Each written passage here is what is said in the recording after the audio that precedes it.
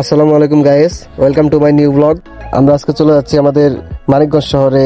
তো বিকেলে আসরের নামাজের পরে আমরা বের হয়ে পড়লাম মানিকগঞ্জের উদ্দেশ্যে। তো আমাদের কিছু কাজ ছিল, চলে আসলাম আমাদের জাগির উচ্চ বিদ্যালয়ের সামনে। তো এটার একটা নাম আছে, এটার একটা নাম হইতেছে আপনার প্রেমনগর উচ্চ বিদ্যালয়।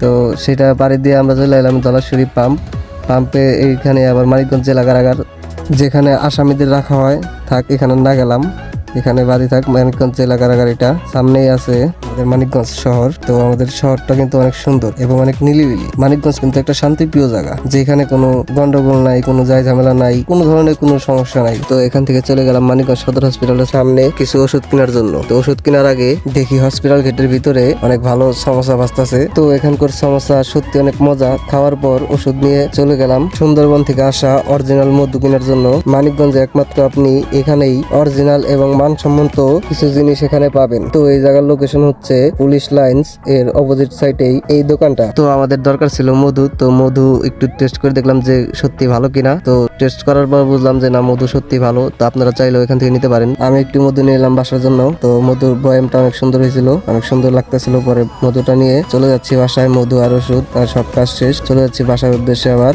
ভিডিওটি ভালো লাগলে লাইক, কমেন্ট এবং সাবস্ক্রাইব করে পাশে থাকবেন নতুন ভিডিওর জন্য, এবং ভালো থাকবেন সবাই।